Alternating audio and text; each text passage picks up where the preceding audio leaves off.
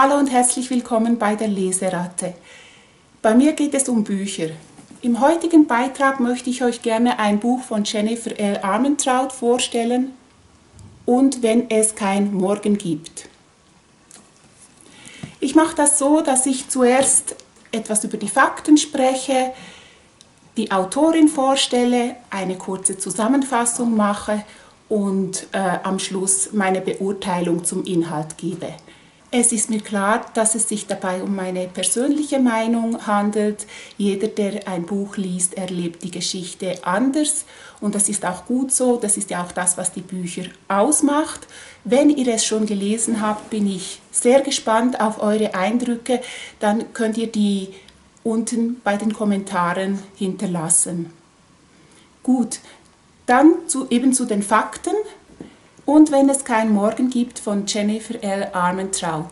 Es handelt sich dabei um eine Liebesgeschichte mit Einbezug von realen Problemen. Die Geschichte ist geeignet für Mädchen ab 14. Die Lesezeit beträgt rund 8 Stunden. Im deutschsprachigen Raum ist das Buch 2018 im CBT Verlag erschienen. Vergleichstitel sind Wenn die Liebe eine Farbe hätte von Leonie Lastella oder Ich war der Lärm, ich war die Kälte von Jenny Dohan. Dann möchte ich jetzt gerne etwas über die Autorin erzählen. Jennifer L. Armentrout wurde 1980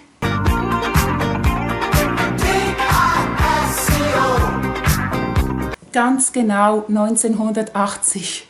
Das waren noch Zeiten. Sie wurde in Martinsburg in West Virginia geboren.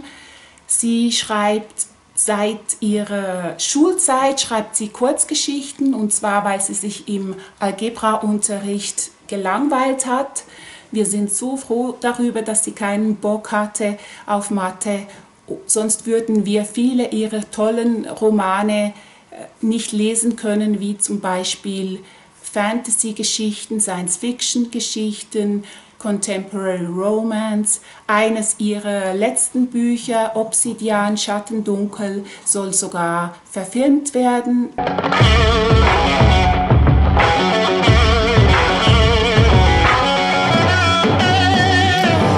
Die Filmrechte wurden schon verkauft. Unter dem Pseudonym Jaylin schreibt sie auch Bücher für junge Erwachsene.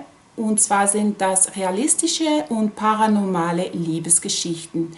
Viele ihrer Bücher schafften es auf die New York Times Bestsellerliste. Heute lebt sie mit ihrem Mann in Charleston und die beiden scheinen auf einer Farm zu leben, denn sie haben viele Tiere. Da gibt es den Border Jack Apollo, sie haben 6 ganz wichtige Alpakas, 2 ruppige Gänse und 5 fluffige Schafe. In ihrer Freizeit liest sie natürlich gerne, eine Überraschung für eine Schriftstellerin. Sie schaut sich gerne Zombies, Splatter-Movies an. Da sage ich nur, mache ich auch gerne. Und sie tut gerne so dergleichen, als ob sie schreiben würde. Was mich sehr berührt hat, bei ihr wurde 2015 die Diagnose Retinitis pigmentosa gestellt. Das ist eine sehr seltene und erbliche Augenkrankheit, und zwar genau gesagt der Netzhaut, wo die Sehzellen zugrunde gehen.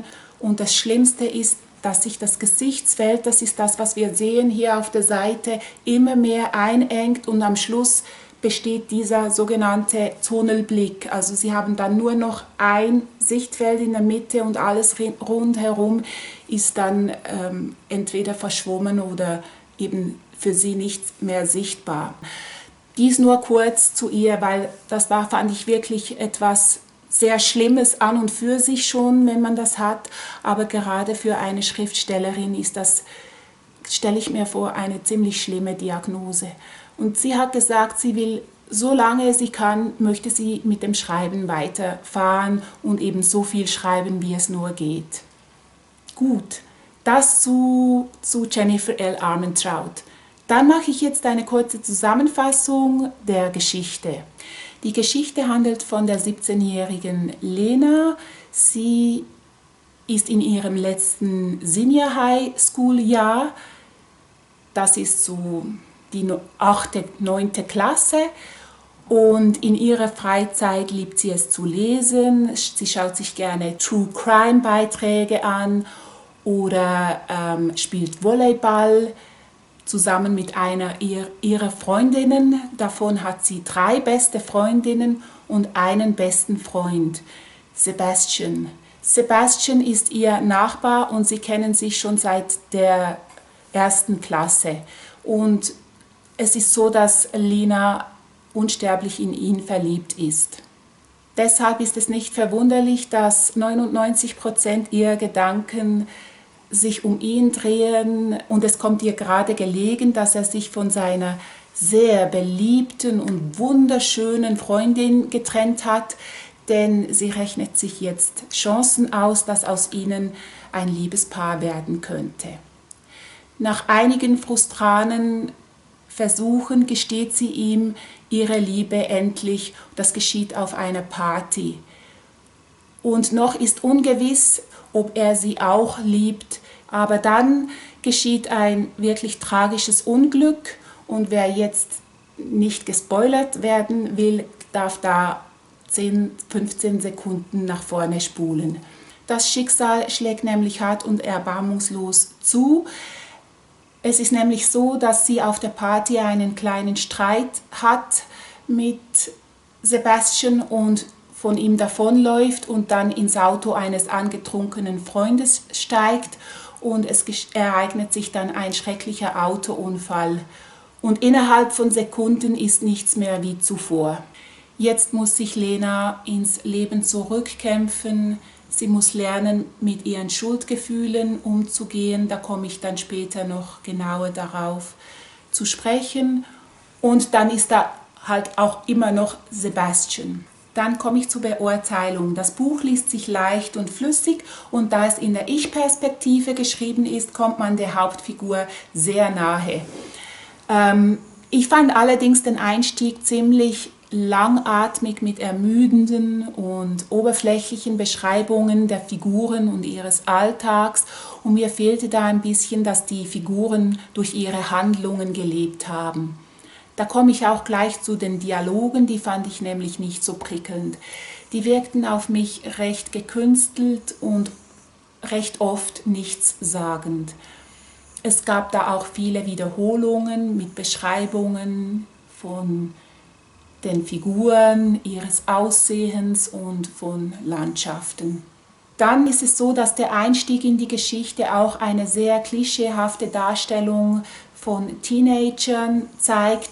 Die Mädchen, die sprechen nur über Klamotten, über Partys und über Jungs natürlich.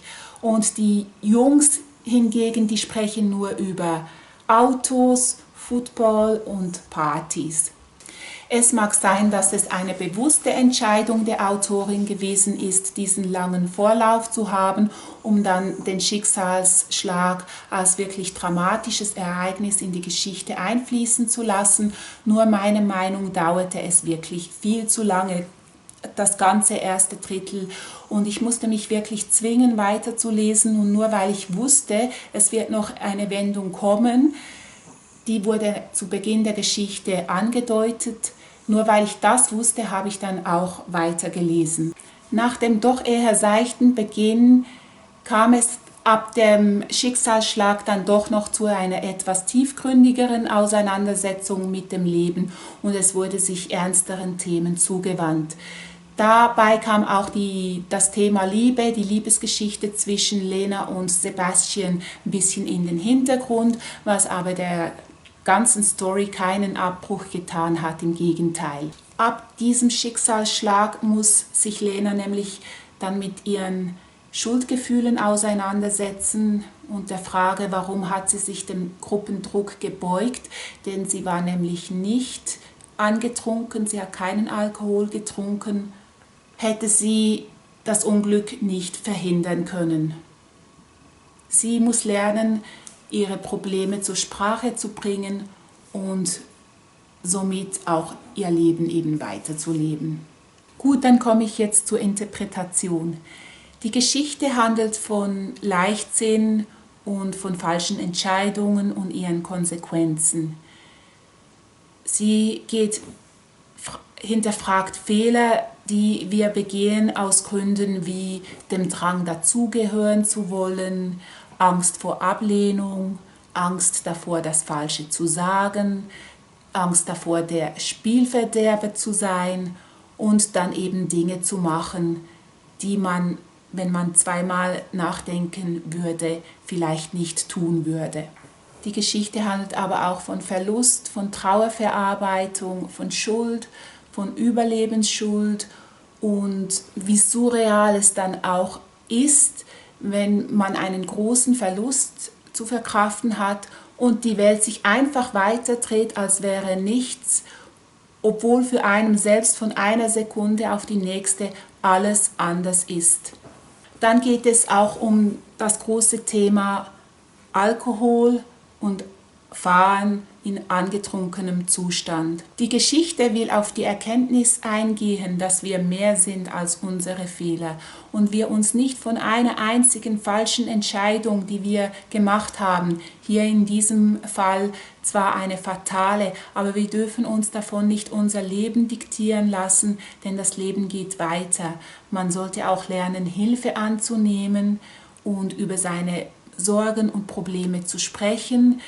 Mir ist nämlich hier Lenas Sprachlosigkeit stark aufgefallen. Ich hätte ihr so oft einen Schubs geben wollen, damit sie endlich sagt, was ihr wichtig ist. Es war ein bisschen so wie in diesen Filmen, wisst ihr, wo die Hauptfigur sich immer selbst im Wege steht und das immer wieder tut. Das finde ich persönlich finde das obernervig. Ich schalte dann meist ab, ich kann nicht mehr weiter gucken. Und hier war es ein bisschen ähnlich mit Lena, die eben nicht in die Gänge gekommen ist und mal gesagt hat, was ihr wichtig ist. Das hat sie dann am Schluss dann doch noch getan und hat dann gemerkt, wie viel Last von ihr abfällt und dass es Freunde gibt, die ihr helfen und man auch eben diese Hilfe annehmen sollte. In diesem Sinne ist es eben auch wichtig, nichts aufzuschieben, schon gar nicht die Dinge, die einem wichtig sind und Gefühle, denn nichts ist selbstverständlich, schon gar nicht das Leben. Die Autorin macht da so einen Vergleich, der ziemlich speziell ist, und zwar das Leben ist zerbrechlicher als ein Handy-Display. Das fand ich recht ungewöhnlich und trotzdem treffend. Dann werden auch die sozialen Plattformen angesprochen. Und zwar geht es darum, dass es einige Menschen gibt, die auf diesen Plattformen versteckt hinter der Anonymisierung leichtfertig und unbedachte Kommentare hinterlassen, die zum Teil wirklich unter die Gürtellinie gehen und die dabei vergessen, dass es sich um reale Menschen handelt mit ihren Problemen und Gefühlen und ihrem Leben. Und nicht denken, was sie da für einen Schaden anrichten können. Ja, dann komme ich jetzt zum Fazit. Mir gefiel das Buch ab der zweiten Hälfte viel besser und ich fand es klasse, dass die Autorin es verstanden hat, eine Liebesgeschichte mit trotzdem sehr ernsten und realen Problemen zu verknüpfen und sich das auch getraut hat. Insofern bin ich froh, habe ich die Geschichte dann doch noch zu Ende gelesen. Für wen ist diese Geschichte? Ich würde sagen, eher nicht für Erwachsene, sondern eher für Mädchen, die gerne Liebesgeschichten lesen und auch sich mit sozialen, lebensechten Problemen befassen. Nun sind wir leider schon wieder am Ende angelangt. Ich hoffe, mein Beitrag hat euch gefallen und wenn das so ist, hinterlasst mir doch bitte ein Like und abonniert meinen Kanal, so verpasst ihr keine weiteren Beiträge, die da kommen werden. Und auch auf eure Kommentare bin ich natürlich eben sehr gespannt. Die könnt ihr hier hinterlassen. Bis zum nächsten Mal. Ich wünsche euch eine gute Zeit. Tschüss, eure Leseratte.